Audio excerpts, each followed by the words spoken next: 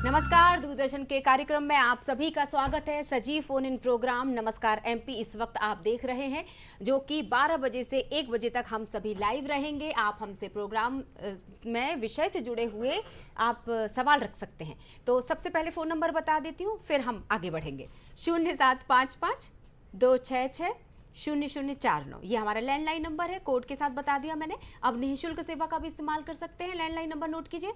Landline number के अलावा toll free number 1800-233-0040 ये टोल फ्री नंबर हो गया। अब आपको बता दें, आज 3 मई है।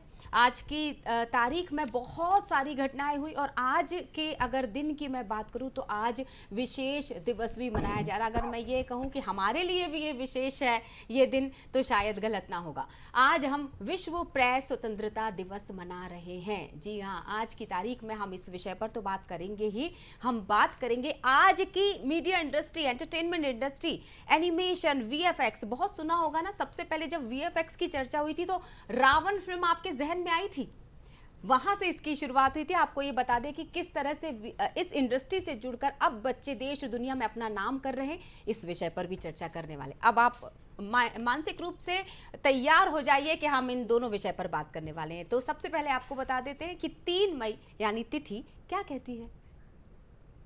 आज की तिथि कह रही है विक्रम संवत 2080 वैशाख माह शुक्ल पक्ष त्रयोदशी तिथि 3 मई 2023 और दिन है बुधवार। और अब हम विचार की तरफ भी बढ़ लेते हैं, क्योंकि एक विचार पूरे दिन को बना देता है। तो आज का सुविचार क्या कह रहा है, आइए आपको बताते हैं। विचार कहता है कि सीमेंट से भी एक सीख मिलती है। जोड़ने के लिए नर्म होना जरूरी होता है और जोड़े रखने के लिए सख्त होना जरूरी होता है। और ये जो बात है ना, आज के समय में पत्रकारिता के क्षेत्र में सटीक बैठ रही है। अब जो हमारे रिपोर्टर्स हैं या हमारे जो सीनियर जर्नलिस्ट हैं, वो इस बात को पूरी तरह से जहन में बैठा चुके हैं। आपको बता दें कि आज की तारीख में राजा हरिश्चंद्र नाम की एक फिल्म बनी थी। आपको पता है, सालों पहले 110 साल पूरे कर चुकी है आज ये फिल्म। क्योंकि हम एनिमेशन की बात करने वाले हैं ना, तो वहां से दौर यहां तक कैसे सफर तय किया है इस दौर ने, ये इस पर हम चर्चा करने वाले हैं। राजा हरिश्चंद्र, जिन्होंने दादा साहेब फाल्के जी ने इस फिल्म को बनाया था, और किस तरह से उनका सफर रहा है बीच बीच में आपको बताती भी चली जाऊंगी। इसके अलावा मैंने आपको बता ही दिया कि 3 मई को विश्व प्रेस स्वतंत्रता दिवस मनाया जाता है। तो चलिए, विषय हमने बता दिया आपके, अब इस पर चर्चा भी करना शुरू कर देते हैं। लेकिन एक बार फिर से जो अभी अभी दर्शक जुड़े होंगे ना, उनको बता देते हैं 0755 हमारा फोन नंबर, यानी कि हम कोड बता रहे हैं भोपाल का। भोपाल से बाहर अगर आप फोन लगाएंगे हमको तो 266-0049 ये हमारा लैंडलाइन नंबर है। टोल फ्री 1800-233-0040 डिस्प्ले हो रहा है स्क्रीन पर, नोट डाउन कर लीजिएगा, फोन लगाइएगा, क्योंकि दोनों ही महत्वपूर्ण विषय। अब विश्व प्रेस स्वतंत्रता दिवस विशेष पर हम चर्चा करने वाले हैं कि किस तरह की पत्रकारिता का दौर रहा, उस पर हम चर्चा करेंगे। हमारे साथ अनूप जी जुड़े हुए हैं, वरिष्ठ पत्रकार है। तो बोलिए जी अनूप, मुझे ऐसा लगता है कि अनूप जी का चेहरा भी बिल्कुल नया नहीं है। जो लोग फील्ड से जुड़े हुए हैं वो सिर्फ देखकर ही पहचान जाते हैं कि अनूप जी का आगमन हो चुका है, यानी कि अब खबर सटीक ही जाएगी अखबार में। इसी के साथ एनिमेशन हम बात करने वाले, मीडिया एंटरटेनमेंट इंडस्ट्री से जुड़े हुए हमारे साथ एक महत्वपूर्ण सदस्य मैक एकेडमी के डायरेक्टर भी रहे हैं, और पिछले कई सालों से ये जो एकेडमी है वो बच्चों को करियर में मदद कर रही है इस क्षेत्र में। हमारे साथ अखिलेश राजपूत जी इस वक्त स्टूडियो में मौजूद हैं। आप दोनों का बहुत बहुत स्वागत है सर। और जिस तरह से अनूप सर और अखिलेश जी, सबसे पहले तो दर्शकों को ये बताते हैं, जो बेमौसम बारिश हो रही है ना, उसको लेके कंफ्यूजन ये है कि गर्मी का मौसम चल रहा है कि बारिश का चल रहा है। ऐसा लग रहा है गर्मियां स्किप हो गई हैं और हम सीधे जुलाई की तरफ बढ़ चुके हैं। लेकिन ये मौसम थोड़ा तबीयत को भी मतलब हमको नासाज कर रहा है, तो ध्यान रखिएगा अपने स्वास्थ्य का बेहद। इसके अलावा चूंकि अभी हमने कार्यक्रम शुरू करने से पहले बताया था कि कोरोना से जंग जारी है, तो मास्क है ज़रूरी और 2 गज की दूरी। कोशिश करेंगे कि अगर हम भीड़ वाले इलाकों में हैं तो अभी भी हम उसी नियम और कायदे का पालन करेंगे। चलिए विषय पर बात करेंगे। मुझे लगता है कि सबसे पहले हम प्रेस स्वतंत्रता दिवस पर बात करेंगे और सवाल रखते हैं अनूप जी आपसे। तो क्या कहना चाहेंगे, कैसा वो दौर रहा था? हालांकि कोई एक दिन मुकर्रर नहीं किया जा सकता इस दिवस को मनाने के लिए, लेकिन तब की कलम और अब की कलम क्या कहती है अनूप जी? बिल्कुल, आपने सटीक कहा। याद करें 1991 का वो दौर, अफ्रीका से इसकी शुरुआत हुई थी विश्व प्रेस आज़ादी दिवस की। और हम बड़े सौभाग्यशाली हैं कि हम सनातन संस्कृति की जो देवभूमि है भारत में है। हम अफ्रीका से एक बड़ा इसके साथ संयोग भी जुड़ा हुआ है। राष्ट्रपिता महात्मा गांधी जी जब अफ्रीका से भारत आए थे तो वो भी एक लगभग आज़ादी, अभिव्यक्ति की आज़ादी का वो दौर था, और हम आज को उसको जोड़ के देखते हैं तो निश्चित रूप से वो दोनों एक संयोग है। जिस तरह आपने राजा हरिश्चंद्र के बारे में बताया 110 साल वाला, मैं समझता हूँ कि विश्व प्रेस आज़ादी दिवस भारत में बहुत अच्छे से मनाया जाता है। दुनिया के सबसे बड़े लोकतंत्र हैं हम, और हमारे यहाँ जो प्रेस को आज़ादी मिली हुई है, निश्चित रूप से पूरी दुनिया में उसका अनुसरण किया जाता है। और आज भी हम पूरी दुनिया में विश्व प्रेस की आज़ादी के मामले में एक नए मुकाम पर हैं। बहुत पिछले कई सालों से हम लगातार देखते आ रहे हैं कि प्रेस का जब से सोशल मीडिया का आगमन हुआ है तब से हम ये देख रहे हैं कि उसके बाद जो बदलाव हुआ है और प्रेस को जो आज़ादी मिली है, तो एक नया मॉड्यूल डेवलप हुआ है। लोग अपनी बात व्यक्तिगत तौर पर भी रख रहे हैं। आप देख रहे होंगे यूट्यूब चैनल हैं, तमाम इंस्टा पेजेस हैं, फेसबुक पेजेस हैं।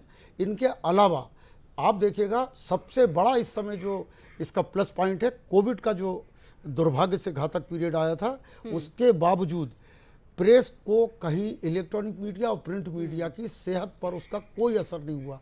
लोग जानना चाहते हैं प्रेस के माध्यम से, सूचना का जो सबसे बड़ा तंत्र है उसके माध्यम से भारत देश की जनता को निश्चित रूप से ये दिन महत्वपूर्ण है, और आने वाले समय में भी इसको और इसका सर्वांगीण विकास होगा। बिल्कुल, दर्शकों को बता देते हैं, वर्ल्ड प्रेस फ्रीडम डे इसको अंग्रेजी में कहा जाता है, जिसे हिंदी में कहा जाता है विश्व प्रेस स्वतंत्रता दिवस। हरिश्चंद्र जी के बारे में मैंने बात की थी, राजा हरिश्चंद्र मूवी के बारे में बात की थी अखिलेश जी। उस समय मुझे अच्छी तरह याद है, जब पढ़ा मैंने तो पता चला कि कितनी चुनौतियां थी दादा साहब फाल्के जी के सामने। आपको पता होगा कि लता मंगेशकर जी के पिता ने उनकी हेल्प की थी इस मूवी को बनाने में, बहुत सारे लोगों का योगदान रहा था। तब का समय जब किस तरह से कैमरे को चलाना है, किस तरह से, तब इतनी सुविधाएं नहीं हुआ करती थी अखिलेश जी। लेकिन अब अगर घर में बैठकर या हम मूवी हॉल में, जब हम थिएटर हॉल में जाकर देखते हैं तो बाहुबली का वो VFX याद आ जाता है। जब हम बैक स्क्रीन देखते हैं वो सफर और अभी तक का कितने सारे परिवर्तनों के दौर से गुजरे हम। अखिलेश जी, आपने जैसे बाबा साहब फाल्के साहब का नाम लिया है, वो उनको शायद ही कोई ऐसा होगा जो नहीं जानता होगा, ठीक है। वहाँ से अगर स्टार्ट किया जाए तो आज का जो दौर है, या पिछले हम कुछ सालों से देखें, ऐसा नहीं कि ये जो इंडस्ट्री है ये कोई नई इंडस्ट्री है। फिल्में आज से 110 साल पहले से ही बन रही थी और आज भी फिल्में बन रही हैं, लेकिन आज की जो टेक्नोलॉजी है, आज जो जिस माध्यम से हम एनिमेशन VFX को हम फिल्मों में देखते हैं, वो बहुत एक अलग लेवल पे पहुंच गया है। अगर एक बहुत छोटी सी बात है, आज से शायद 25 साल पहले भी डबल रोल फिल्मों में आते थे, और आज के जो डबल रोल होते हैं उसमें कितना डिफरेंस है, ये हर एक इंसान बहुत इजीली समझ सकता है कि एनिमेशन का लेवल और VFX का लेवल कहाँ तक पहुँच चुका है। और ये सिर्फ मूवीज़ तक सीमित नहीं है। आज के टाइम में ऐसी कोई इंडस्ट्री नहीं है जहाँ पे इसका यूज़ नहीं किया जाता है। चाहे हम टीवी पे एडवर्टीजमेंट देख लें, चाहे हम टीवी में सीरियल्स देख लें, चाहे हम OTT प्लेटफॉर्म पे आज के टाइम में छोटे छोटे जो सीरीज़ आती हैं या मूवीज़ उस पर जो बन रही हैं, ऐसी कोई जगह नहीं है जहाँ पे एनिमेशन का VFX का यूज़ नहीं किया जाता है। और इसके अलावा ये बहुत आज भी इसको मैं ये बोलूँगा कि सिर्फ as an first career option choose नहीं करते हैं लोग बाग। उसका रीज़न है सबसे बड़ा कि स्टिल एनिमेशन और VFX को आज भी लोग ये नहीं मानते हैं कि ये एक बहुत अच्छा कैरियर ऑप्शन है। बट मैं खुद 20-25 सालों से इस इंडस्ट्री में हूँ, 20 सालों से अपनी एकेडमी चला रहा हूँ और 25 सालों से इस इंडस्ट्री में हूँ। तो आज मेरे इतने ही स्टूडेंट्स जो यहाँ से पास आउट होकर निकले हैं, वो आज ऐसी आज के टाइम में आप किसी भी फिल्म का नाम लीजिए, उन फिल्मों में मेरे यहाँ के जो पास आउट स्टूडेंट हैं उनका नाम आता है। जनरली हम नाम देखते हैं सिर्फ फिल्मों का, लेकिन कभी आप अगर मौका पड़े, आप जो फिल्मों में सबसे आखिरी में नाम आते हैं उनमें आप आज के टाइम में मेरे जितने भी स्टूडेंट आज पास आउट होकर निकले हैं यहाँ से, वो सारे के सारे मोस्टली बच्चों का नाम उन पिक्चरों में आता है। और ये सिर्फ और सिर्फ इंडिया की बात नहीं है, आज के टाइम में इंटरनेशनल एनिमेशन, इंटरनेशनल जितना भी काम हम देखते हैं, चाहे वो हॉलीवुड की फिल्मों का है, वो सारा काम भी धीरे धीरे इंडिया ऑलरेडी आ चुका है। आज से 10 साल पहले शायद जो काम हमारे इंडिया से बाहर जाता था काम होने के लिए, अब हमारे इंडिया में वो बाहर का काम जो है अब हमारे इंडिया में आ रहा है।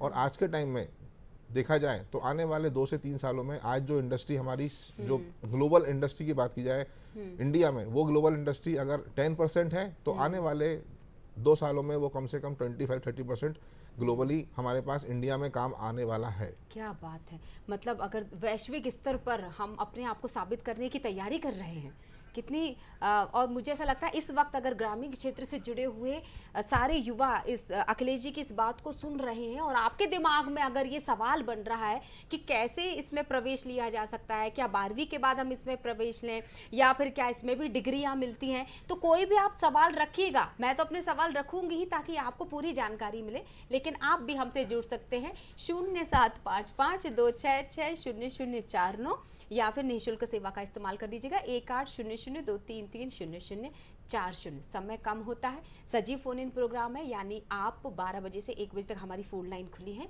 आप अपने सवाल रखिएगा।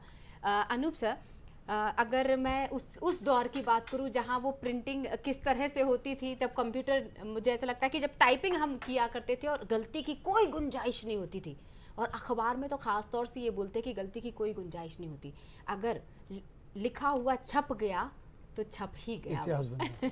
क्या कहेंगे? देखिएगा, बहुत अच्छा प्रश्न लगा आपका। मुझे सौभाग्य से 32 साल हो गए हैं जी सर, एक पत्रकारिता के क्षेत्र में, देश के सबसे बड़े मीडिया से जुड़ा हुआ हूँ, सौभाग्य मेरा। वो दौर याद आता है मुझे जब कंप्यूटर आया था, बड़े आपको बताते हुए दर्शकों को और आपको बताते हुए अच्छा लगेगा मुझे कि कंप्यूटर जब आया था, हम उस दौर से जुड़े हुए हैं। आपने जैसे पूछा, विभिन्न जो न्यूज एजेंसियां थी, उनके टेलीप्रिंटर हुआ करते थे, टक टक टक टक टक आवाजें आती थी, और एक वो था वो पेडेस्टल वाली जो मशीन थी, उससे वो साइक्लो स्टाइल वाला होता था, एक वो दौर भी था। एक प्रेस थी, जो देश का सबसे बड़ा अखबार है कोतवाली, उसकी प्रेस थी।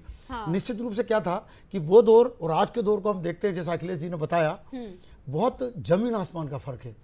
वो जब कंप्यूटर आया था, दर्शकों को भी बताना चाहूंगा, तो हम लोग जब हमारे ऑफिस में पहला कंप्यूटर आया था, हम उसको छू के देख रहे थे, ये क्या आ गया। हमें इतना आश्चर्य हुआ था कि ये क्या चीज़ है। उसका कारण ये था कि हमें, क्योंकि हम लोगों को आदत थी कागजों पे काम करने की, कागजों पे काम करते थे, टेलीप्रिंटर से टक टक टक टक, वो 24 घंटे देश की दोनों बड़ी एजेंसियां यूनाई पीटीआई न्यूज़ रिलीज करती थी। टेलीप्रिंटर लगा हुआ था कोने में ऑफिस के, तो वो फिर वो उससे पन्ने फाड़ के बाकायदा एक बंदे की ड्यूटी इसलिए होती थी कि वो वहाँ से वो पन्ने फाड़ फाड़ के लाए न्यूज़ के और वो दे, और उसके बाद वहाँ से जो शुरू होता था, फिर वो अखबार में पेस्टिंग होती थी, एक डेस्क होती थी, उस डेस्क में पेस्टिंग होती थी, बटर पेपर होता था, बटर पेपर से काटा जाता था, उसका पेज का लेआउट बनाया जाता था। ऐसी डेस्क होती थी जैसे हम कॉलेजों में, स्कूलों में देखते हैं, वो डेस्क होती थी, और उस डेस्क पे पूरी डमी बनी रहती थी, लेआउट होता था, फिर वो बटर से काट के उसको उसमें चिपकाते थे। और आज का दौर जब नए लोग याद करते हैं और हम जब उनको बताते हैं, तो वो वाओ फैक्टर जिसको बोलते हैं, वो भी आश्चर्य करते, क्या पहले ऐसे भी काम होता था। बिल्कुल सही, ये परिवर्तन आया है। बिल्कुल, और परिवर्तन अच्छे के लिए भी होते हैं, और शायद मुझे ऐसा लगता है कि जो पुराना दौर होता है वो अपने साथ एक अनुभव लेकर आता है। अगर उस अनुभव को जहन में रखा जाए तो आने वाला जो समय है उसको हम बेहतरीन तरीके से जी भी सकते हैं, और उसे चुनौतियों के तौर पर भी ले सकते हैं कि जब वो वाला दौर गुजार लिया तो मुझे लगता है कि अब तो चीज़ें इतनी आसान है कि खुद को स्थापित और साबित करने के लिए हमें ज़्यादा परेशान होने की ज़रूरत नहीं होगा। अखिलेश जी, अगर मैं करियर के तौर पर, चूंकि मैंने एक सवाल रखा था अपने दर्शकों को कि अगर वो हमसे जुड़ना चाहें, तो करियर के तौर पर आपको लगता है कि डॉक्टर इंजीनियर के अलावा भी बच्चे अब इस क्षेत्र में आगे बढ़ रहे हैं? क्या ऐसा बोल सकते हैं हम कि जो बच्चे थोड़ा सा औसत होते हैं या पढ़ाई में कम आगे जाते हैं और क्रिएटिव माइंड ज़्यादा रखते हैं, उन्हें क्षेत्र से जुड़ जाना चाहिए? आपकी सलाह क्या होगी ऐसे बच्चों के लिए? ये जो इंडस्ट्री है, इसको मैं ये नहीं बोलूँगा कि पर्टिकुलर किसी एक इंसान के लिए है या एक किसी पर्सन के लिए है। ये इंडस्ट्री आज के टाइम में हर एक इंसान इस इंडस्ट्री में अपना कैरियर बना सकता है। एंड मैं इतने दावे से बोल सकता हूँ, अगर एक बच्चे में इस इंडस्ट्री को में जाने के लिए सबसे इम्पॉर्टेंट जो चीज़ होती है वो ये होती है कि आपके अंदर एक खुद का इंटरेस्ट होना चाहिए, दूसरा डेडिकेशन होना चाहिए, और दूसरा एक सबसे इम्पॉर्टेंट पार्ट होता है वो, चाहे मैं इस इंडस्ट्री के लिए बोलूँ चाहे खुद के बीइंग ए ह्यूमन बीइंग बोलूँ, आपके अंदर एक पेशेंस होना बहुत ज़रूरी है। अगर आप इस इंडस्ट्री में ये तीनों चीज़ें लेके आते हैं, क्रिएटिविटी एक अपनी जगह पे है, अगर आप क्रिएटिविटी आपके अंदर है तो डेफिनेटली आप शायद 10 लोगों की जगह आप 10 लोगों से आप आगे निकल जाएंगे।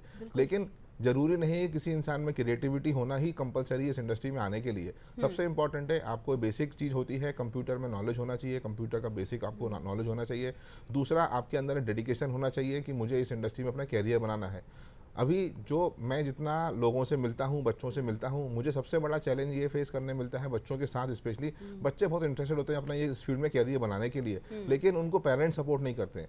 क्यों? क्योंकि उनको लगता है कि आज भी जैसे आपने बोला डॉक्टर, इंजीनियर, एक कई सालों से जो चली जा रही है एजुकेशन, वो बीकॉम करवा लेंगे, लेकिन ये इंडस्ट्री में कैरियर बनाने के लिए थोड़ा सोचते हैं कि ये इंडस्ट्री में कैरियर बनाना चाहिए, नहीं बनाना चाहिए। उसमें गलती उनकी भी नहीं है, क्योंकि उनको भी इस इंडस्ट्री के बारे में नॉलेज नहीं है। अगर वो ये चीज़ को समझें, और मैं ये बोलूँगा यहाँ पे सबसे इंपॉर्टेंट पॉइंट, किसी भी बच्चे को उसके कैरियर में पेरेंट्स का सपोर्ट बहुत ज़रूरी होता है। जैसे आज मैं 25-26 सालों से इस इंडस्ट्री में हूँ, मेरे फादर ने मुझे सपोर्ट किया, तब जाके आज मैं यहाँ पे इस इंडस्ट्री में इस मुकाम पर हूँ कि आज मैं 20 सालों से अपनी एकेडमी चला रहा हूँ। बिल्कुल सही, बिल्कुल सही। बहुत ज़रूरी है कि बात को ये समझा जाए कि और भी करियर की राहें हैं जिन पर हम जा सकते हैं। अगर लगता है कि बच्चा ज़्यादा क्रिएटिव है और एजुकेशन फील्ड में ज़्यादा नहीं कर पा रहा है, तो आजकल जो वो करना चाहे वो करने दे। मुझे लगता है यही सही और अच्छे अभिभावकों की निशानी है। अनूप सर, क्या आपके साथ भी ऐसा कुछ है कि आप पत्रकारिता के क्षेत्र से कब जुड़े थे? ये आपका खुद का शौक था? क्योंकि अभी पैशन की बात हो रही है, अखिलेश जी ने बहुत अच्छी बात कही कि माता पिता का सपोर्ट बहुत ज़रूरी होता है। तो पत्रकारिता आपका पैशन था या फिर आपने सिर्फ प्रोफेशन बनाया और पैशन अभी कुछ और ही है जो बाकी है? अच्छा प्रश्न किया आपने। अखिलेश जी के जवाब से जुड़ा हुआ प्रश्न है। बहुत दिलचस्प वाक्य है। हाँ। कि आपके सवाल का जवाब विस्तार से दूंगा, लेकिन बताना इसलिए ज़रूरी समझता हूँ दर्शकों को और आपको कि मैं जब सरकारी नौकरी में था, हाँ। तो व्यवस्थाएं देखता था, मुझे लगता था ये रूटीन है, सुबह ऑफिस जाना और शाम को ऑफिस से घर आके सो जाना, अपने दूसरे कामों में लग जाना। मुझे लगता था समाज के लिए कुछ करना चाहिए। मेरे मन में आया, मेरे फादर जो थे फ्रीडम फाइटर थे, हाँ। तो उनके विचारों से बड़ा प्रभावित था। चूँकि वो गांधी जी के बड़े अनुयायी थे, तो मुझे लगता था कि निश्चित रूप से समाज के लिए हम एक ऐसा कुछ करना चाहिए कि हम समाज को कुछ दे सकें। तो उस मूल भावना के साथ मैं पत्रकारिता में आया। अच्छा। फिर 1989 में ये मखनलाल चतुर्वेदी पत्रकारिता विश्वविद्यालय की भोपाल में स्थापना हुई थी। तो मैं पड़ोसी जिले का मां नर्मदा के तट का होशंगाबाद जन्म स्थान है, वहाँ का रहने वाला हूँ मैं। तो उस समय का दौर था, भोपाल आने जाने का, अप डाउन का बड़ा क्रेज था, बहुत लोग आते थे। तो मुझे यहाँ एडमिशन लेने का पड़ा। मैंने घर वालों से बात की कि मुझे एडमिशन दिलवा की पत्रकारिता करना है। खानदान में पहली बार किसी ने कहा मुझे पत्रकारिता करनी है। तो ये बात इसलिए बता रहा हूँ कि मैं वाकई में अभी भी ये सौभाग्यशाली हूँ कि खानदान में इकलौता पत्रकार हूँ। तो मैं पैशन, आप जो बोल रहे हैं, ऐसा नहीं है कि मैं टाइम पास करने आया था। मैं एक लक्ष्य लेके आया था, एक मिशन भाव लेके आया था। और उस मिशन को मेरे साथ साथ कई और साथी थे, जो 3 लोग थे वहाँ से निकले थे उस शहर से। निश्चित रूप से उनने भी बहुत अच्छा काम किया पत्रकारिता में, और मैं बड़ा एक समाज में कुछ परिवर्तन लाने के उद्देश्य से पत्रकारिता में आया था। जी, एक कॉलर हमारे साथ जुड़ चुके हैं और उनका सवाल किससे है और क्या सवाल है मैं सीधे उन्हीं से जानती हूँ। और बहुत बहुत स्वागत है आप सभी का, और मुझे बताइएगा हमारे साथ जो कॉलर जुड़े हुए उनका सवाल क्या है, ये हम जानते हैं। हाँ रिया मैडम, मेरी आवाज सुनाई दे रही है क्या? जी बिल्कुल बिल्कुल, सवाल कीजिएगा। हाँ, मैं प्रदीप बोल रहा हूँ मैडम, भोपाल से। जी बिल्कुल प्रदीप जी, स्वागत। Good afternoon everyone. जी गुड आफ्टरनून। हाँ मैडम, मेरा ये प्रश्न है हाँ कि मुझे थोड़ा सा पूरा करने दीजिए, बहुत शॉर्ट नहीं करूंगा जी। क्योंकि अधूरे प्रश्नों के उत्तर पूरे कभी नहीं मिलते, इसलिए प्रश्न पूरा कर दीजिए। एक तो यह है कि वर्ल्ड प्रेस फ्रीडम हाँ और इंडियन प्रेस फ्रीडम में क्या फर्क है, ये थोड़ा सा ये बताइए। और दूसरा ये है जी। कि कागज से कंप्यूटर तक की पत्रकारिता व आज की कलम से की पेज की पत्रकारिता में क्या फर्क है। एक तो ये पत्रकारिता से जुड़ा हुआ प्रश्न है। ठीक है। दूसरा प्रश्न मेरा उनसे है, राजपूत भाई से, कि एनिमेशन के अलावा मल्टीमीडिया के और कौन कौन से फील्ड में स्कोप है, थोड़ा बताइए। जी, मुझे लगता है कि पहले अनूप जी आपसे चर्चा मैं हुई बताता हूँ। 2 मुख्य बिंदु। जी, अच्छा प्रश्न है आपका। आपने पूछा है कि विश्व प्रेस आज़ादी दिवस और भारतीय प्रेस आज़ादी दिवस। जी। मैं आपको बता दूं कि 3 मई की जो तारीख है, अफ्रीका से एक इसकी शुरुआत हुई थी 1991 में, सबसे पहले उसको मनाया गया था।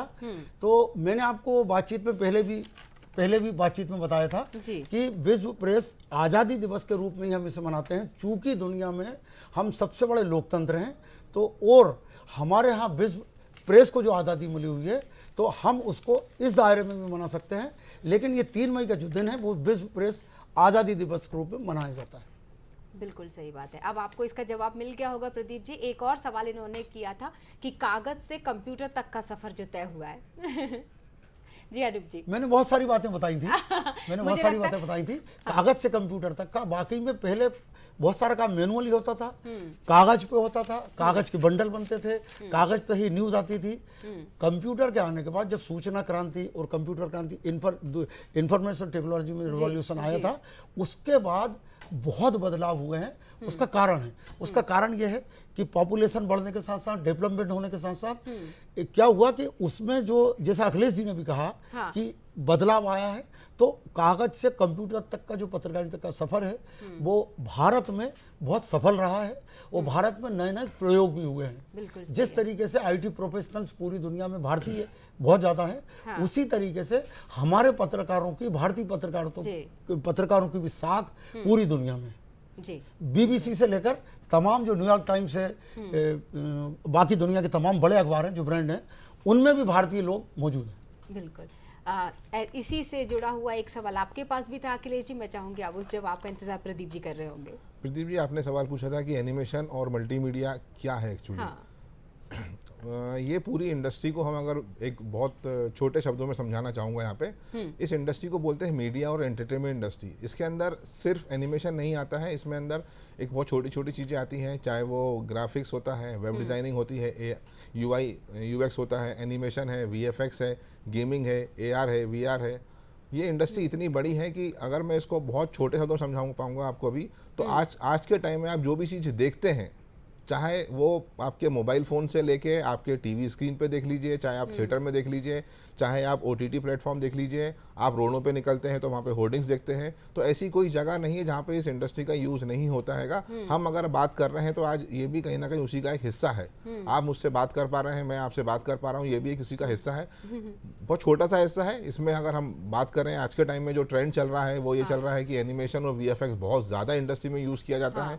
गेमिंग इंडस्ट्री जो है बहुत आगे आने वाली टाइम में, आज के टाइम में, आज से 20 साल पहले भी गेम्स होते थे लेकिन वो डिफरेंट होते थे। आज के टाइम में पिछले 20 सालों में जो गेम्स में परिवर्तन आया है और आने वाले फ्यूचर में जो परिवर्तन आने वाला है, और इसके अलावा आपने अगर मेटावर्स का नाम सुना है, वर्चुअल रियलिटी का नाम सुना होगा, ठीक है, ये जो इंडस्ट्री है ये आने वाला फ्यूचर है। आज के टाइम में हम इस तरह बात कर रहे हैं, शायद हम आने वाले 2 साल बाद, 3 साल बाद हम किसी और तरीके से बात कर पाएंगे आपसे, जिसकी टेक्नोलॉजी बेस्ड वो पूरा कैरियर अपॉर्चुनिटीज़ है। इसके अंदर बहुत बड़े बड़े ऑप्शंस हैं। छोटा, ये इंडस्ट्री बहुत छोटी नहीं है, ये बहुत बड़ी इंडस्ट्री है। शायद ये वर्ल्ड की टॉप 5 इंडस्ट्रीज़ में से इसको मैं बोलूँगा आपको। वाह, मतलब बहुत उज्जवल भविष्य अगर मैं ये कहूँ तो शायद गलत नहीं होगा। बिल्कुल। अखिलेश जी, आपने ना पेशेंस की बात की थी, और आज के युवाओं में अगर देखा जाए तो बहुत कम वक्त में बहुत कुछ पाने की जो चाह है, क्या धैर्य रखते हैं? क्योंकि आपने कहा कि ये पेशेंस का खेल है, पूरा धैर्य का कमाल है इस इंडस्ट्री में।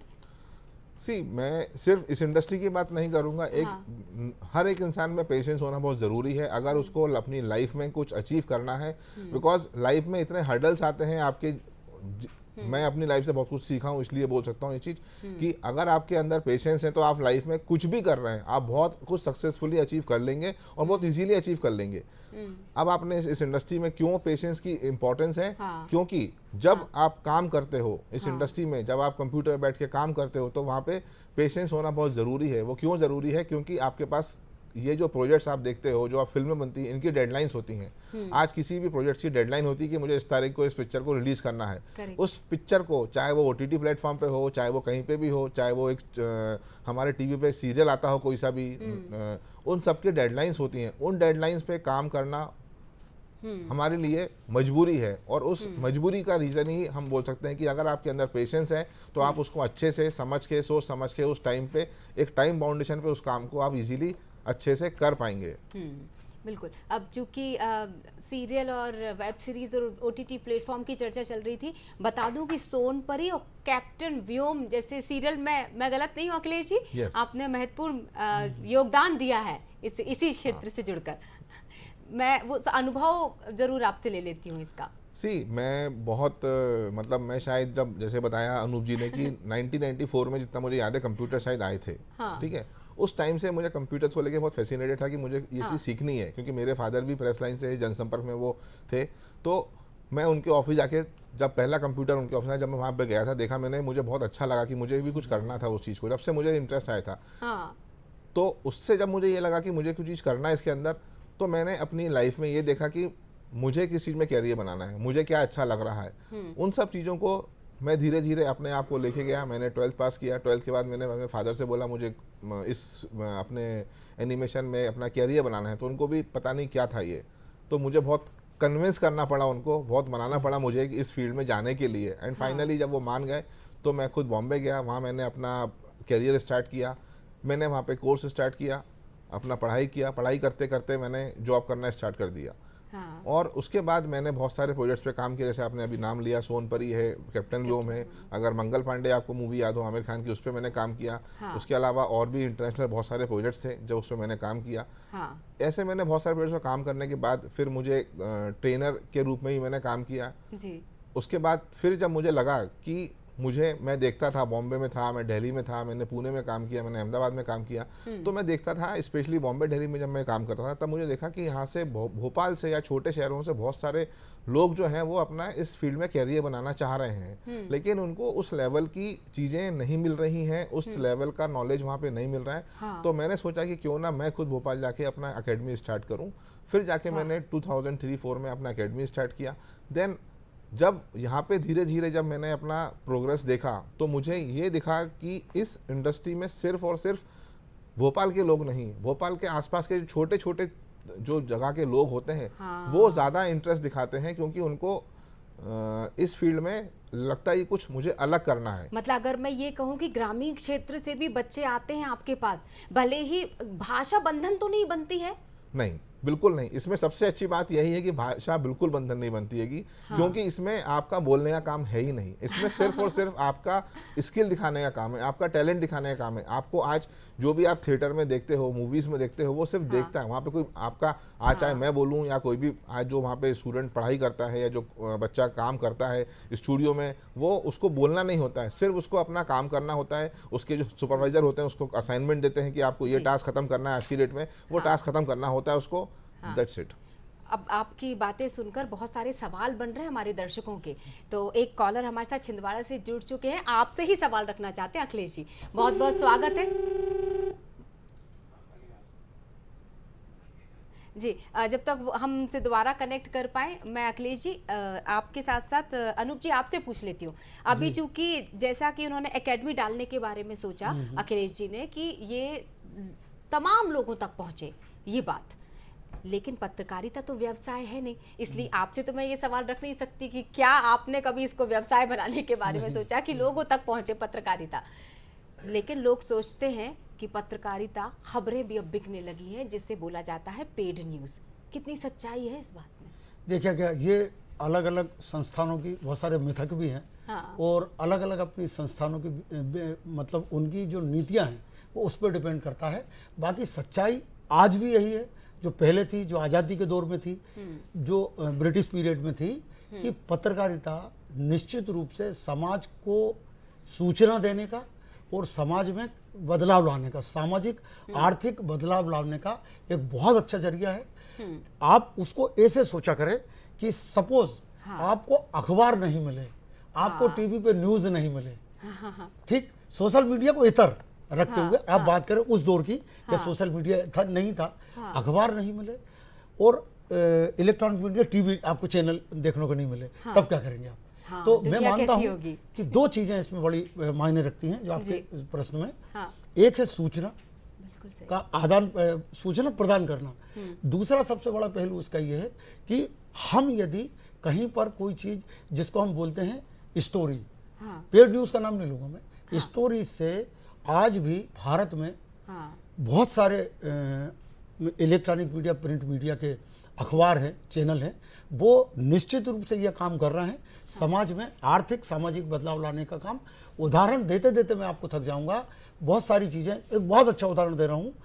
एक भोपाल के बड़े अखबार में एक 100 शब्दों की खबर छपी थी, एक महिला 1 महीने से परेशान हो रही थी। ये आप समझें, पेड न्यूज़ और उसकी बात आप कर रहे थे, उससे ज़्यादा जरूरी हमें ये समझना है कि इसकी भूमिका क्या होती है। उन 100 शब्दों की खबर को ई पेपर पे अमेरिका के किसी व्यक्ति ने पढ़ा वो व्यक्ति भोपाल से 40 साल पहले वहां सेटल हो गया था न्यू जर्सी में। जी जी जी। और उस महिला की जो जरूरत थी, हाँ, वो इतनी सी खबर ये थी कि उस महिला को परेशान हो रही है 3 महीने से, ठीक है। उसके परिवार में कोई नहीं है। उस बंदे ने अमेरिका में ई पेपर पढ़ा, उस संस्थान में संपर्क किया कॉन्टेक्ट नंबर पे, क्योंकि नंबर भी लिखे रहते हैं। और आप विश्वास नहीं करेंगे, मेरी बात पे आश्चर्य करेंगे अखिलेश जी, वहां से उन्होंने उस महिला को 4 लाख रुपए की मदद की। क्या बात तो है। सूचना का, खबर का असर, इसी को खबर का कहते असर हैं। और सूचना का प्रभाव, कि किसी जरूरतमंद की मदद भी हो सकती है आपकी एक छोटी सी सूचना देने से, समाज में परिवर्तन भी आ सकता है। बिल्कुल बिल्कुल, तभी तो इसको लोकतंत्र का चौथा स्तंभ कहा जाता है। इस जिम्मेदारी को सभी समझते हैं और शायद इसी प्रमुखता को ध्यान में रखते हुए, इसी बात को ध्यान में रखते हुए हर साल 3 मई को विश्व प्रेस स्वतंत्रता दिवस मनाया जाता है। इस विषय से जुड़ने के लिए अनूप सर, मुझे पता है कि आपको भागना है एक महत्वपूर्ण खबर पर जो हम कल देख पाएंगे अखबार में, तो मैं आपको यही धन्यवाद करूंगी, ढेर सारी शुभकामनाएं दूंगी। हम हमारे समय निकाल कर स्टूडियो आने के लिए बहुत बहुत शुक्रिया, धन्यवाद। और हम एक छोटे से ब्रेक के लिए रुकने वाले हैं, क्योंकि ब्रेक के उस पार हम बात करेंगे मौसम की और जारी रहेगा एनिमेशन विषय पर चर्चा का ये दौर। तो फिलहाल एक छोटे से ब्रेक के लिए रुकते हैं।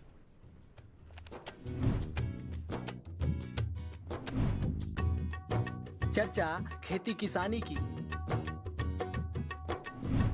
बातें फसलों और उनसे आमदनी की। लीजिए कृषि वैज्ञानिकों से सलाह, मौसम का सटीक अनुमान। रोजाना मंडी भाव की सही जानकारी, जानिए सरकारी योजनाओं का फायदा। खेती से जुड़ी तमाम जानकारी के लिए देखिए आपका अपना पसंदीदा कार्यक्रम कृषि दर्शन, रोजाना शाम 5:30 बजे दूरदर्शन मध्य प्रदेश पर।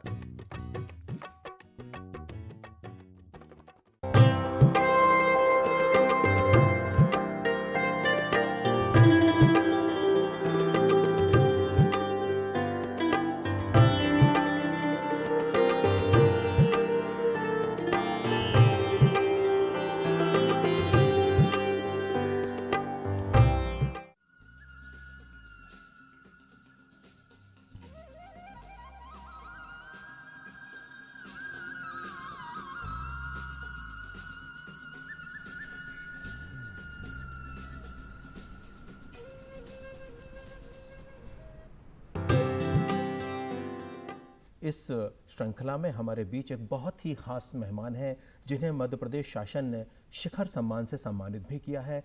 बहुत स्वागत करते हैं हम आदरणीय श्री देवीलाल पाटीदार जी का। बचपन से इसका कोई एक आधार भी हमारे घर में था। गांव में हमारा जहां घर है उससे थोड़े से आगे 3 कुम्हार रहते हैं, तो बचपन से हमने उनको काम करते हुए देखा है मिट्टी में।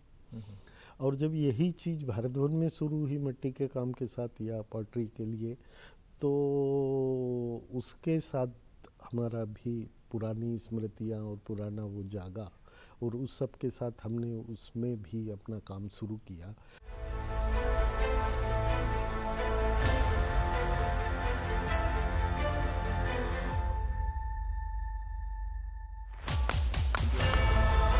का स्वागत है, आप देख रहे हैं नमस्कार एमपी। अब फोन नंबर एक बार फिर से मैं बता देती हूँ, क्योंकि अब हम बात करेंगे मौसम के बदलते मिजाज पर। तो 075526600049 180023300040 ये टोल फ्री नंबर था। तो आप भी जानना चाहते होंगे ना कि ऐसा क्यों हो रहा है, क्यों हम मई में आ चुके हैं, प्रवेश कर चुके हैं, जहां तेज गर्मी कही जाती है। मई और जून की गर्मी, ठेठ गर्मी जिसे नाम से इस मंथ को, इस महीने को जाना जाता है, मई और जून को, और एहसास जुलाई अगस्त वाला हो रहा है। तो चलिए जानने के लिए, इसकी जानकारी देने के लिए हमारे साथ अब स्टूडियो में जुड़े हुए हैं अखिलेश जी के साथ डॉक्टर वेद प्रकाश सिंह जी, जो कि जाने माने मौसम वैज्ञानिक है। और जब भी मुझे लगता है, चूंकि अखबारों की अभी पत्रकारिता की बात हो रही थी, तो वेद सर आपके पास तो लगातार फोन आ रहे होंगे अखबार वालों के, न्यूज़ चैनल वालों के, कि भैया ये क्या हो रहा है, क्यों मौसम ऐसा यकायक अपना मिजाज बदल रहा है। यही हमारा विषय भी है। वेद सर सभी को नमस्कार और बुलाने के लिए बहुत बहुत धन्यवाद। बिल्कुल सही कहा आपने, जिस तरीके से पिछले 10-15 दिनों से चल रहा है, या ये कहूँ पूरे 1 महीने मार्च से, 24 घंटे ही, चाहे वो प्रशासन की तरफ से हो, मीडिया हो, जनसाधारण हो, किसान हो, खासकर जो दूसरे अलग इंडस्ट्रीज़ में प्लानर्स हैं, 24 घंटे कोई ना कोई फ़ोन करता रहता है, ईमेल करेगा या किसी भी तरीके से सोशल मीडिया में कांटेक्ट करते हैं कि वेदर को कब खुलेगा। अब ये लोग ये नहीं पूछ रहे कि गर्मी कब पड़ेगी, अब कब ये बारिश से निजात मिलेगा। सो अभी शुरुआत में संक्षिप्त में मैं बताना चाहूँगा, अभी कम से कम 1 हफ्ते तक मौसम ऐसा ही रहने वाला है और गर्मी की कोई खास संभावना नहीं है। बिल्कुल सही। मैं वापस आऊंगी एक नए सवाल के साथ। वे जी, अभी अखिलेश जी से मैं चर्चा कर रही थी। अखिलेश जी, जब हम मौसम पर बात कर रहे थे, बारिश का गिरना, बिजली का कड़कड़ाना, ये सारी चीज़ें एक ही कमरे में बैठे बैठे बैकग्राउंड में अपने आप आ जाती हैं और इसका श्रेय जाता है एनिमेशन, वीएफएक्स या जितने भी अभी आपने चर्चाएं कर रहे थे आप। कुछ ऐसी आपको कोई अनुभव आपको याद है जिससे क्रिएट करने में या जिसे दिखाने में एक बहुत बड़ी चुनौती आपको लगी हो कि कैसे हो सकता है, बिल्कुल एग्जैक्ट बिजली कैसे कड़कती है, वो कैसे आएगी आवाज़, या वो मौसम जो बोलते ना कि घनघोर बारिश वाला, वो दिखाना हो तो कैसे शुरुआत होती है एक्चुअली? इन सब की शुरुआत अगर बोलूँ तो बहुत छोटे से माध्यम से होती है। जैसे हम पेपर पेंसिल पे काम करते हैं। अगर मैं इसका पूरा प्रोसेस समझाऊंगा आपको तो बहुत लंबा चौड़ा प्रोसेस है, क्योंकि ये एक मूवी बनाना मतलब बहुत बड़ा काम होता है। तो इसलिए वो शायद ये एक प्लेटफॉर्म है जहाँ पे आपको बहुत अच्छे से छोटे शब्दों में समझाऊंगा। पेपर पेंसिल पे हम चीज़ों को बनाते हैं पहले, फिर हम उसको कंप्यूटर पे लेके जाते हैं, और कंप्यूटर पे जब लेके जाते हैं तो जो हमारी रिक्वायरमेंट होती है इस किसी भी एक फिल्म को लेके, अगर मैं आपको कोई फिल्म का एग्जांपल दूं, जैसे ब्रह्मास्त्र में आपने देखा, क्योंकि उसमें बहुत ज़्यादा वीएफएक्स यूज़ हुआ है आज के टाइम में, एनिमेशन बहुत ज़्यादा यूज़ हुआ है उसके अंदर। तो उसमें जितना भी आपने चीज़ देखी है वो कोई ऐसा नहीं कि डायरेक्ट कंप्यूटर पर आपने उसको बना दिया। पहले जो भी उसका डायरेक्टर होता है वो बताता है, प्लस आज के टाइम में सुपरवाइजर्स होते हैं वीएफएक्स के, वो उसके साथ शूट करते हैं जी। और फिर वो जो बिजलियाँ कड़कना है या कुछ भी आपने जो पिक्चरों में देखा है वो सब पहले कंप्यूटर में बनाया जाता है, फिर वीएफएक्स के माध्यम से उन सबको 3D और रियल चीज़ों को एक साथ जोड़कर हम आपको टीवी स्क्रीन पे या हम थिएटर में उसको अच्छे से देख पाते हैं। ये तो एक बहुत सिंपल सा वो हो गया, लेकिन इन सब के पीछे, बनाने के पीछे जो होता है सबसे इम्पोर्टेंट होता है कि जो भी उस चीज़ पे काम कर रहा है उसको दिन रात मेहनत करके वो सब चीज़ बनाना बहुत डिफ़िकल्ट काम होता है, मैं ये बोलूँगा आपको, क्योंकि इतना आसान नहीं होता है ये चीज़ें बनाना जितना हम शायद रियल वर्ल्ड में देखते हैं। बहुत आसान है हमारे लिए रियल वर्ल्ड में देखना उस चीज़ को, लेकिन उस कंप्यूटर बनाने के लिए बहुत एफर्ट डालने पड़ते हैं, बहुत मेहनत करना पड़ती है, चाहे वो प्रोफेशनल्स हो, चाहे वो एक स्टूडेंट लेवल का कोई भी एक बच्चा क्यों ना हो। बिल्कुल सही बात है। वेद जी, मार्च और अप्रैल की अगर मैं बात करूं तो देश में लगभग 59% बारिश हो चुकी है। क्या है, ऐसा तो नहीं कि जब बारिश का मौसम आए तो उतनी बारिश गिरे ही नहीं, ऐसा कुछ अंदाज़ा तो नहीं लगाया गया है? देखिए, पहले तो आंकड़ों के हिसाब से अगर मैं बात करूं तो मार्च और अप्रैल, माने आज अभी 3 मई हो चुका है। 3 मई तक केवल मध्य प्रदेश की बात करूं तो सामान्य से लगभग 3 गुने से ज़्यादा, लगभग 4 गुना बारिश हो चुकी है, जो कि गर्मियों में होती है उससे। और पूरे प्रदेश में भी देखें तो लगभग 2 गुने का आंकड़ा या उससे भी ज़्यादा कल तक हो जाएगा। एक तो पहले तो जो एक मिथक कहूँगा मैं इसको साइंस की लैंग्वेज में, कि अभी जिस तरीके से मौसम है सीधे सीधे मानसून को प्रभावित करेगा, इसको ऐसे नहीं देखना चाहिए। मई के आखिरी दिनों में जो तीव्र गर्मी या ये उसको नौतपा भी बोलते हैं क्षेत्रीय भाषाओं में, तो वो पड़ता है, और उसके कारण जो लैंड मास है, खासकर जो राजस्थान वाला हिस्सा है, वहाँ पे हीट लो डेवलप होता है, और हीट लो जितना स्ट्रांग होगा मानसून के उतने अच्छे होने की उम्मीद की जाती है। अब इस बार चूँकि अभी गर्मी नहीं पड़ रही है तो लोगों को ऐसा लग रहा है कि वो ज़्यादा नहीं तपेगा और फिर हवाएं उतनी सक्रिय नहीं होंगी, बारिश कम होगी, पर ऐसा नहीं है। इसको हमें एक ग्लोबल स्तर पे देखना है, सिर्फ ये नहीं देखना है कि भारत के ऊपर बारिश हो रही है, यहाँ ठंडक है। अगर हम उसको कंपैरेटिव वे में देखेंगे तो वो ठंडक केवल भारत में नहीं है, दूसरे भूभागों में भी है। तो जब आप उसको तुलनात्मक रूप से देखेंगे तो जो समुद्र और ज़मीनी तापमानों के बीच अंतर होना चाहिए उसमें बहुत ज़्यादा अनियमितता अभी नहीं है। हालांकि सामुद्रिक ये कह सकते एक्टिविटी ज़रूर है। जो हीट लो बनेगा उसमें थोड़ा डिले हो सकता है, मानसून आने में 5-6 दिन या 1 हफ्ते का ऑनसेट में डिले होगा, लेकिन जैसा कि भारत मौसम विज्ञान विभाग ने पहले भी फोरकास्ट किया है 1 महीने की, लॉन्ग रेंज में मानसून में बारिश सामान्य ही रहेगी। ग्लोबल वार्मिंग इसका कारण तो नहीं है?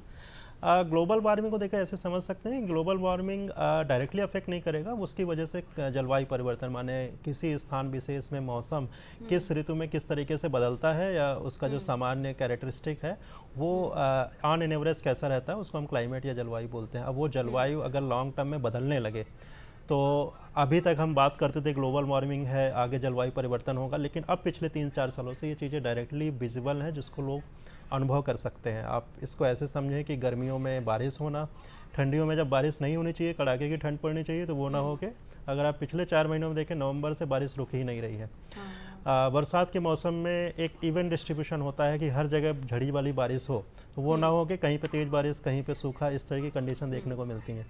और ये कोई साल में 1 या 2 बार नहीं हो रहा है, ये 5-6 सालों से अगर हम देखें तो प्रदेश के, देश के और पूरे विश्व के हर हिस्से में, चाहे वो आपके नॉर्थ पोल हो जहाँ पे काफ़ी बर्फीले तूफान आते हैं, उनके इंटेंसिटी में कमी है। आप यूरोपियन कंट्रीज़ या एक्स्ट्रा ट्रॉपिकल कंट्रीज़ की बात करें तो वहाँ ठंडियों में जो बर्फबारी जिस तरीके से पड़नी चाहिए उस तरीके से नहीं पड़ रही है। कई कंट्रीज़ ऐसे हैं जैसे टर्की है या सेंट्रल यूरोप है या फिर ऑस्ट्रेलिया है जहाँ पे इतनी ज़्यादा हीट वेव आई कि जंगलों में आग लगने की घटनाएं बढ़ गई। सो ये चीज़ें अब सीधे सीधे विजिबल है। सो अभी तक जो हम समझते थे ग्लोबल वार्मिंग की वजह से जो समुद्री क्षेत्र हैं या तटीय क्षेत्र हैं केवल वो प्रभावित होंगे, अब वो नहीं, अब पूरा का पूरा लैंड मास या जो भी उसमें जनसाधारण रह रहे हैं सीधे सीधे उसको देख सकता है। बिल्कुल। अखिलेश जी, जब हम मीडिया, एंटरटेनमेंट, इस इंडस्ट्री की अगर बात करते हैं तो दिमाग में जितनी बातें अभी तक आपकी सुनी होंगी पूरे परिवार ने, इस वक्त पूरा परिवार मिलकर दर्शक जो हमारे हैं आपकी बातों को सुन रहे थे, सबके दिमाग में ये बात आ रही होगी जो मेरे दिमाग में भी आई कि बजट कितना लगता होगा, क्या मिनिमम बजट से इस एजुकेशन को हासिल किया जा सकता है? ये सबसे बड़ा और सबसे अहम सवाल है ये आपके, मतलब दर्शकों के लिए भी। हाँ।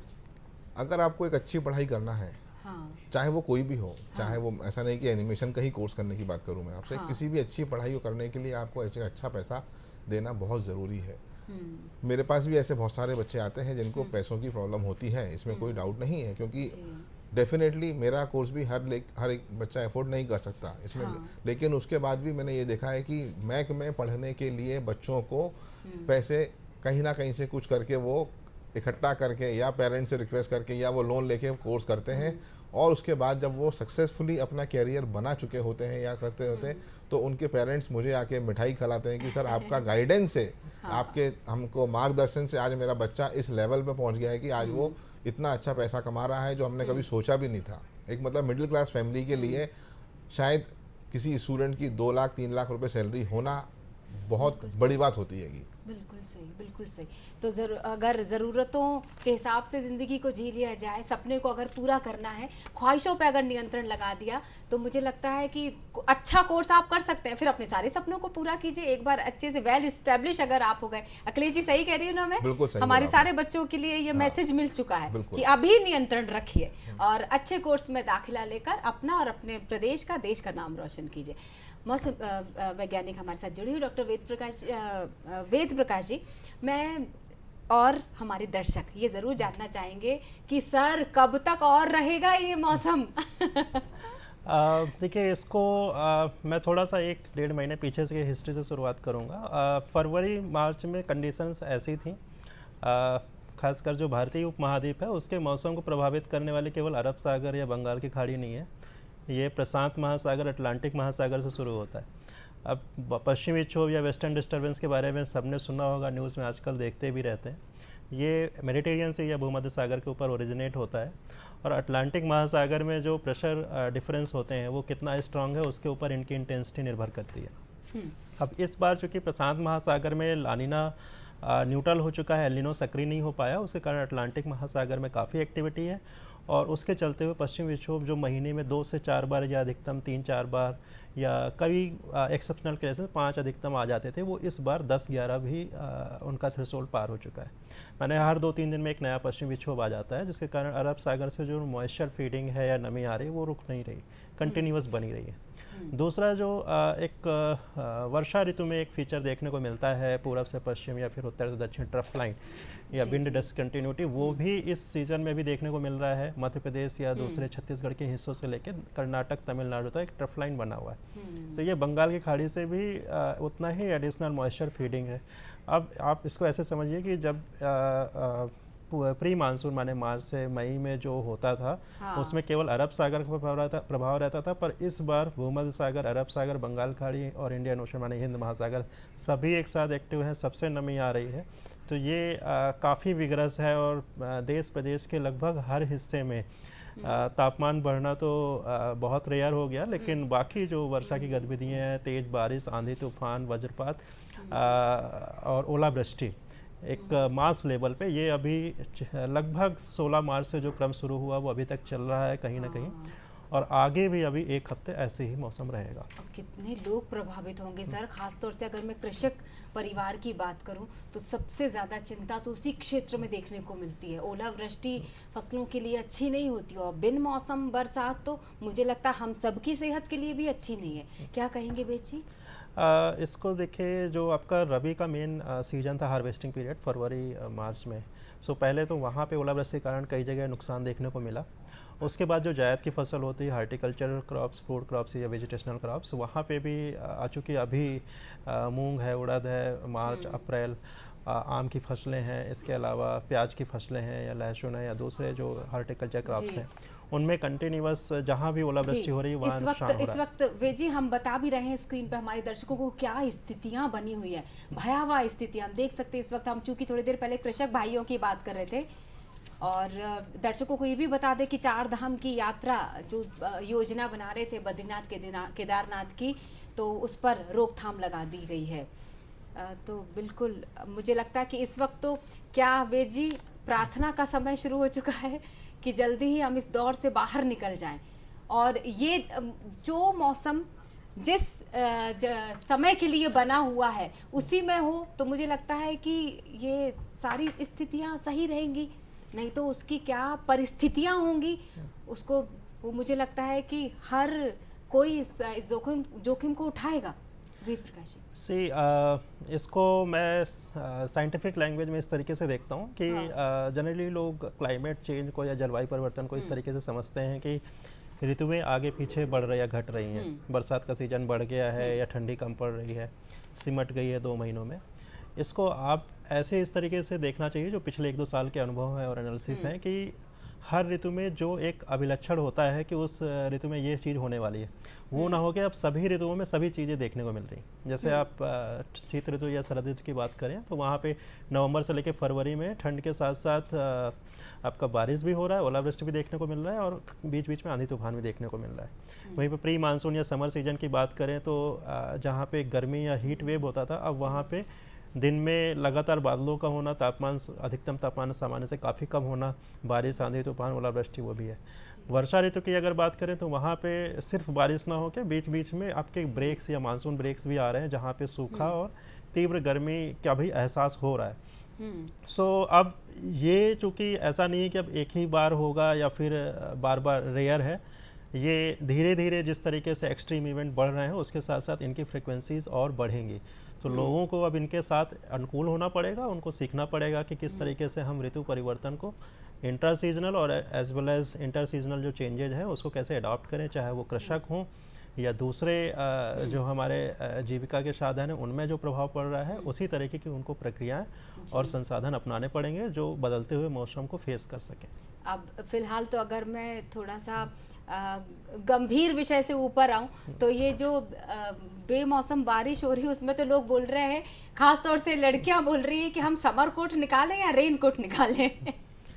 अखिलेश जी, बजट पर तो हमने बात कर ली थी, 12th के बाद बच्चे आ जाते हैं या मुझे लगता है कि इसको पैरेलल रख सकते हैं 10th के बाद, कब सही समय होता है बच्चे का इस इंडस्ट्री से जुड़ने के लिए, इस कोर्स से जुड़ने के लिए? अगर मैं इसका सही समय बोलूँ तो सबसे सही समय होता है बिल्कुल 12वीं के बाद। आप 12th जैसे ही पास करते हैं इस कोर्स में एंटर कीजिए, और साथ में कोई भी आपको जैसे लगता है, क्योंकि इस इंडस्ट्री में आपका कोई भी एजुकेशन इम्पॉर्टेंट नहीं होती है, इसमें सबसे इम्पॉर्टेंट आपका जो मैंने बताया आपको डेडिकेशन होना चाहिए, पेशेंस होना चाहिए, वो एक बहुत इंपॉर्टेंट पार्ट है। और उन सबसे ऊपर आपकी अगर स्किल्स बहुत अच्छी हैं, क्योंकि आज के टाइम में जब भी आप जॉब करने जाते हैं तो वहाँ पे आपका स्किल, आपका पोर्टफोलियो जिसको हम बोलते हैं, जो हमारा बच्चा जब कोर्स करके जब बाहर निकलता है तो वो एक पोर्टफोलियो लेके बाहर निकलता है, वो पोर्टफोलियो सबसे इंपॉर्टेंट होता है। इसमें यहाँ पर कोई पूछता नहीं कि आपने क्या पढ़ाई करी है, इसके अलावा वो कोई नहीं पूछता, आपका पोर्टफोलियो देखता है, उसके बाद वो आपके जॉब के लिए आपका या तो टेक्निकल टेस्ट लेगा या आपसे जो भी उनके कंपनी के जो प्रोसेस होते हैं वो फॉलो करने पड़ते हैं आपको, और आपको जॉब आसानी से मिल जाती है। ये सिर्फ ऐसा नहीं कि इंडिया में है, ग्लोबली आप कहीं भी जाइए, वर्ल्ड में कहीं भी जाइए, सबसे इंपॉर्टेंट आपका जो होता है आपका ये, क्योंकि ये स्किल बेस्ड इंडस्ट्री है, स्किल आपका अगर उतना उस लेवल का आपका स्किल है, आपको जॉब मिलने में बिल्कुल दिक्कत नहीं आएगी। और ये बहुत अच्छी बात है कि आज मतलब स्किल्ड को इतना इम्पोर्टेंस दिया जा रहा है, चाहे वो गवर्नमेंट के माध्यम से बोलें, चाहे वो खुद मतलब धीरे धीरे पेरेंट्स भी इसको लेके समझ रहे हैं, क्योंकि पिछले 2 सालों में 3 सालों में मैंने भी ये ट्रेंड देखा है जो पहले नहीं था। अब पेरेंट्स भी थोड़ा सा स्किल्ड को लेके फोकस हो रहे हैं, क्योंकि शायद मे बी गवर्नमेंट भी इसके लिए बहुत सक्रिय है। गवर्नमेंट ने अलग अलग बॉडी बना दी है इसको प्रमोट करने के लिए, इसमें पैसा भी गवर्नमेंट दे रही है। कुछ टाइम पहले मोदी जी खुद का भाषण था, उन्होंने भी इस इंडस्ट्री में बहुत कुछ पैसा डालने की बात करी थी, कुछ करोड़ों रुपए की बात करी थी। तो ऐसे बहुत सारे सेक्टर्स अलग अलग हो गए हैं जिसमें इस इंडस्ट्री का बहुत ज़्यादा डिमांड आ गया है, एज वेल एज अब इसको एज एन कैरियर लोग चूज़ करने लगे हैं। जैसे आपने बोला कि सबसे सही समय क्या होता है, सबसे सही समय होता है कि आप 12th पास करें, इस इंडस्ट्री में आएँ, अपना कैरियर बनाएं, और आने वाले 5 से 10 सालों में आप ये मान लीजिए कि आज बहुत एस्टेब्लिश लेवल पे आप इस इंडस्ट्री में अपना कैरियर एक अपने अच्छे लेवल पे अपने आप को स्थापित कर सकते हैं। और सबसे अच्छी चीज़ मुझे ऐसा लग रहा है 12th के बाद अगर इस कोर्स में एडमिशन लेते हैं तो जो विषय होता है, जो 10th के बाद चूज करना होता है, ये बैरियर नहीं होता। मुझे ऐसा लगता किसी भी विषय का बच्चा जो जिसने 11th 12th किसी भी विषय में की हो, वो फर्स्ट ईयर से आपके साथ जुड़ सकता है। बिल्कुल, इसमें मैं वही बोला आपको पहले भी कि इसमें किसी भी तरह का कोई बैरियर है ही नहीं। पहली बात तो इसमें बच्चा चाहे वो 12th के बाद उसने 10th के बाद उसने कोई भी सब्जेक्ट चूज किया, उससे इस इंडस्ट्री का कोई लेना देना नहीं है। इसमें आपका सिर्फ आपका सबसे पहली बात है आपका इंटरेस्ट होना चाहिए। उसके लिए आपको ये पढ़ाई करने के लिए आपका इंटरेस्ट होना बहुत ज़रूरी है। साथ साथ आपको डेडिकेशन, आपको पेशेंस, और इम्पॉर्टेंट इसमें सिर्फ और सिर्फ आपकी स्किल्स हैं। इसके अलावा कुछ भी इसमें इम्पॉर्टेंट नहीं है। जी बिल्कुल। वेद प्रकाश जी, अल नीनो ये शब्द बहुत सुनने में आ रहा है, क्या है ये, इसका असर क्या पड़ रहा है? देखिए, एल नीनो या लानिना जो इसको हम एंसो से भी जानते हैं, ये प्रशांत महासागर में जो लानिना क्षेत्र है, या नीनो 2.3 या नीनो 2 या नीनो 3 क्षेत्र है, वहाँ पे समुद्र की सतह का जल का जो तापमान होता है वो सामान्य से कितना ठंडा या गर्म है, माने सामान्य से कितना कम या ज़्यादा है, उसके हिसाब से एल नीनो या लानिना घोषित किया जाता है। जब ये सामान्य से काफ़ी कम होता है उसको लानिना बोलते हैं, और ये सामान्यतः आपका अच्छी बारिश या फिर शीत या मतलब सर्दी प्रभाव से संबंधित है। जबकि अगर ये सामान्य से ज़्यादा है तो फिर उसको हम एल नीनो बोलते हैं, और इसके कारण बारिश में एडवर्स इम्पैक्ट यानी कि विपरीत प्रभाव पड़ता है और गर्मी ज़्यादा पड़ती है। तो भारतीय उपमहाद्वीप के संदर्भ में देखें तो ठंडियों में अगर लानिना सक्रिय है तो अच्छी सर्दी पड़ेगी, थोड़ी बहुत बारिश की गतिविधियाँ बढ़ सकती हैं, जबकि एल नीनो अगर सक्रिय है तो गर्मी ज़्यादा पड़ती है और बरसात कम होती है। बिल्कुल, क्या सुझाव होगा? बिल्कुल हम अंतिम चरण पर हैं कार्यक्रम के। देखिए, मौसम और जलवायु का जो अभी का विश्लेषण है और साथ में परिदृश्य चल रहा है, उसको इस तरीके से एक तो शॉर्ट टर्म में हमें देखना है और लॉन्ग टर्म में भी देखना है। लॉन्ग टर्म में जो क्लाइमेटिक पैटर्न जिस तरीके से हर जगह का बदल रहा है, तो जो भी हमारे अवसंरचनात्मक और जीने वाली प्रक्रियाएं हैं उनको हमें मौसम और जलवायु के हिसाब से चेंज करना है। पुरानी चीज़ों को अब जैसा कि हम पहले टारगेट लेके चलते थे कि अगले 10-20 साल में क्या होगा, उस हिसाब अब हमें कम से कम 50-60 साल आगे का सोच के उस तरीके से प्लानिंग करनी है, पॉलिसीज़ बनानी है। कृषि क्षेत्र जो कृषि और सिंचाई दोनों में एक साथ लेके चलूँगा, जो भारतीय अर्थव्यवस्था का सबसे बेसिक आधार है, उसमें सबसे ज़्यादा प्रतिकूल प्रभाव पड़ेगा क्लाइमेट चेंज की वजह से। किसी हिस्से में गर्मी बहुत ज़्यादा, किसी हिस्से में बरसात बहुत ज़्यादा, तो जो फसलें हैं सीधी तौर पे उनकी जो प्रोडक्टिविटी है, उत्पादकता प्रभावित होती है। तो वहाँ पे फसलों का जो चयन है, प्रजातियों का चयन है, साथ में फसल चक्र, इसको हर स्तर पे, केवल लॉन्ग टर्म पे कंट्री प्लानिंग नहीं, हर स्तर पे, ज़मीनी स्तर पे उसको कस्टमाइज में प्लान करना पड़ेगा, और उसी के हिसाब से जो दूसरे ये कह सकते हैं लाइट सेक्टर्स हैं वहाँ पे भी चेंजेस लाने होंगे। यानी कि अब हमें क्या कल भी बारिश का यही मौसम देखने को मिलेगा? भोपाल लोकल की अगर बात करूं तो आज रात को लगभग 2-3 बजे काफ़ी तेज़ बारिश हुई थी। शाम को आज फिर से ये रात में एक बारिश का दौर देखने को मिलेगा, और 7-8 मई तक पूरे प्रदेश में ये रहेगा। बिल्कुल, तो इसका मतलब थोड़ी सी सुरक्षा रखनी पड़ेगी, जल्दी ही घर पहुंच जाइएगा। बहुत बहुत शुक्रिया। हमारे साथ डॉक्टर वेद प्रकाश सिंह जी जुड़े हुए थे, मौसम वैज्ञानिक, हमारे साथ जुड़े हुए थे अखिलेश राजपूत जी, और बहुत खूबसूरत चर्चा रही, हम दोनों का धन्यवाद करना चाहेंगे। और चूंकि अब वक्त हो चुका है आपसे विदा लेने का, तो जाने से पहले यही कहेंगे, चूंकि थोड़ी देर पहले हम कार्यक्रम की शुरुआत में भी मैंने कोरोना से जंग की बात की थी, तो मास्क लगा कर रखना है, और मौसम की मार तो हम झेल ही रहे हैं, तो सुरक्षित रहिए, स्वस्थ रहिए और खुश रहिए। मुझे दीजिए इजाजत, नमस्कार।